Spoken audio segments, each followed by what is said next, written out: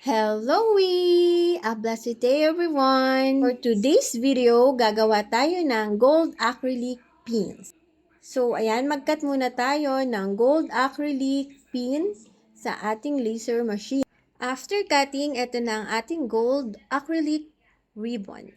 Ito naman ang mga pins na para sa likod. At ito ang gamit kong pandikit.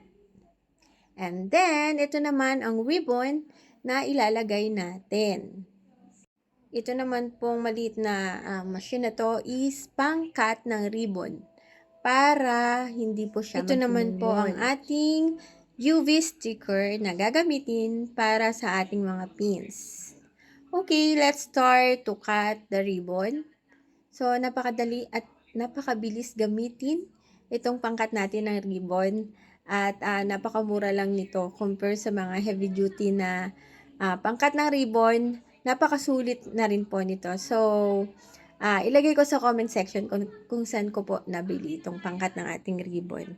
And then, after that, tinatanggal ko yung pinaka plastic na protection ng acrylic. Meron po kasing plastic yan para hindi magasgas. So, kailangan po natin itong tanggalin bago natin idikit yung ating mga UV sticker.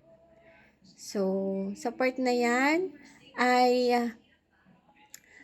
sobrang na-enjoy ko yung pagtatanggal ng plastic na yan. So, praise God. At napakadali lang gawin ito. After nyan nga, ay gugupitin ko na itong mga UV sticker ko. Itong UV sticker ay pinaprint ko lang, outsource.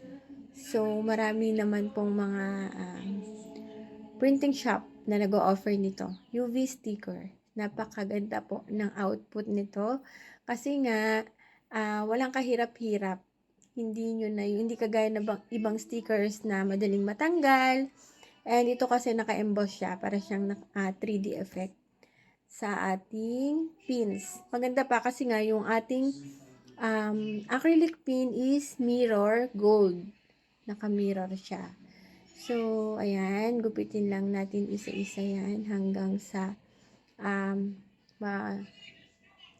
mapag-iwalay natin. Kasi nga, siya, as in, ang dami talaga.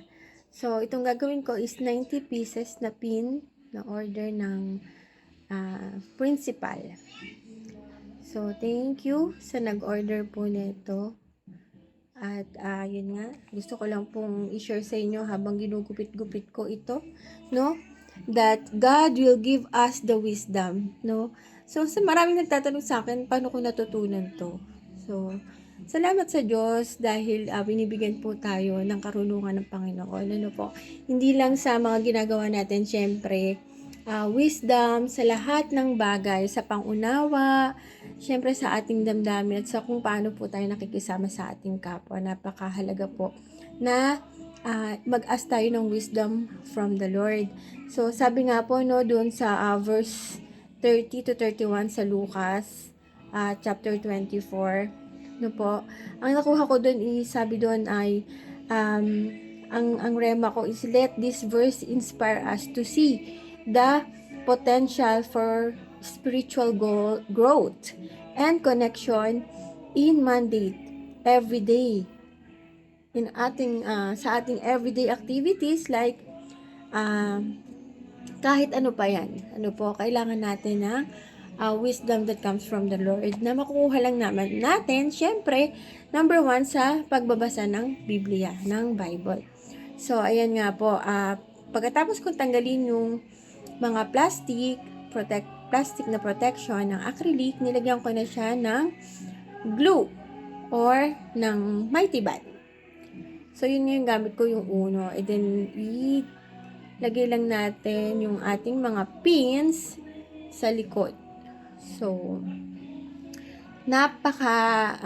matrabaho siya, matrabahong gawin para sa iba. Pero ako naman po, dahil nag-enjoy ko itong ginagawa ko, kahit na, alam niyo po yun, maliit lang din naman yung tinutubo ko dito. Kasi pag marami, hindi ganun kalaki yung tubo. So, okay lang.